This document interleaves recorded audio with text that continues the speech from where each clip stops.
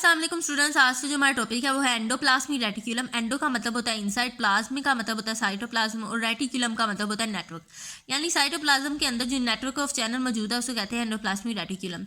ये एक्सटेंड है from the cell membrane to the nuclear envelope और ये दो फॉर्म में एग्जिस्ट करता है। Number 1 is rough endoplasmic reticulum and the second one is smooth endoplasmic reticulum. जो रफ एंडोप्लाज्मिक रेटिक्यूलम है उसको रफ क्यों कहते हैं? उसकी रफ अपीयरेंस की वजह से। और वो रफ अपीयरेंस क्यों है?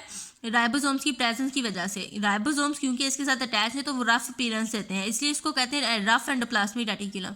और क्योंकि राइबोसोम इसके पास मौजूद है तो इसका मतलब यह है कि RER का फंक्शन क्या है? Protein synthesis. आपको पता है राइबोसोम्स क्या करते हैं? राइबोसोम का एक ही फंक्शन है प्रोटीन बनाना, प्रोटीन सिंथेसिस। ठीक है, क्योंकि रफ एंडोप्लाज्मिक रेटिक्यूलम के पास राइबोसोम मौजूद है इसलिए वो भी क्या करेंगे? प्रोटीन बनाएंगे।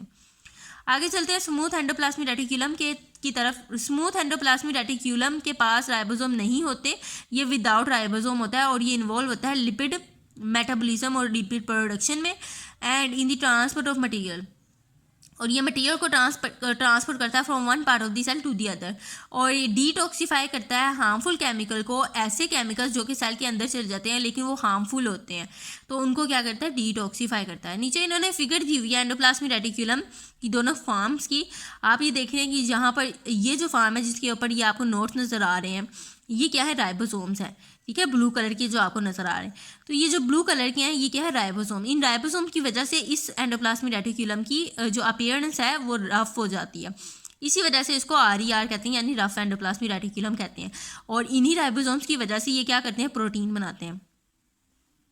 अब आगे आपको जो ये फार्म नज़र आ रही है ये क्या है? स्मूथ फार्म है क्योंकि इसके पास राइबोसोम नहीं है। आपको जिस तरह दिखाई दे रहा है कि यहाँ पर ब्लू जो डॉट्स हैं वो नहीं हैं, राइबोसोम इनके पास नहीं होते। ठीक है, राइबोसोम ना होने की वजह से ये प्रोटीन तो बनाएगा नहीं, तो फिर ये क्या करता है? लिपिड की प्रोडक्शन करता है, लिपिड की मेटाबॉलिज्म करता है और ट्रांसपोर्ट करता है मटेरियल को from one part of the body to the other part और डिटॉक्सीफाई करता है हार्मफुल केमिकल्स को।